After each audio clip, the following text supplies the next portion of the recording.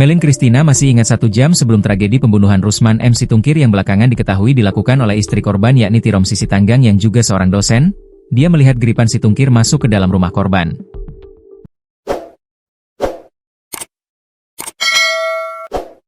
Hal itu diungkapkan Melin Christina saat memberikan kesaksian kasus pembunuhan Rusman dengan terdakwa Tiromsi di Pengadilan Negeri Medan, Senin, 24 Maret 2025. Kepada majelis hakim, Melin mengatakan bila dirinya ditemui terdakwa saat berada di salon miliknya yang bersebelahan dengan rumah korban.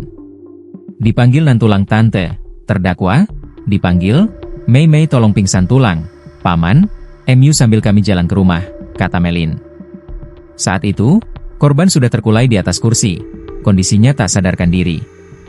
Saat itu terlihat tulang, korban, di pintu kaca, berada di teras rumah, kata Melin. Melin sempat bertanya kepada pelaku mengenai hal yang terjadi. Saat ditanya, nantulang itu diam saja, lanjutnya. Mei tidak ingat pasti kondisi korban saat itu. Namun kata dia, korban tak lagi bergerak.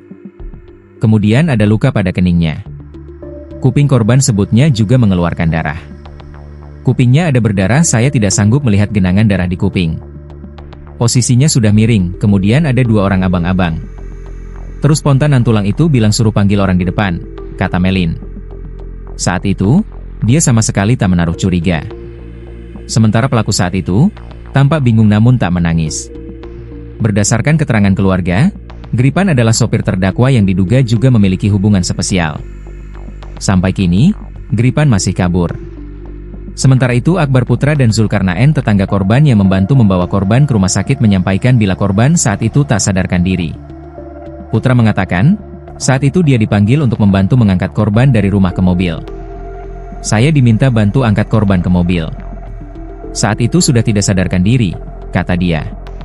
Putra mengaku melihat kening korban yang terluka seperti bolong. Kemudian ada juga bekas luka di bagian kepala belakang. Ya, kepala belakang pas saya angkat ada bekas seperti lendir di tangan saya. Mungkin dari kepala bagian belakang, lanjutnya. Saat kejadian, terdakwa tampak bingung. Namun kata Putra dia tak menangis.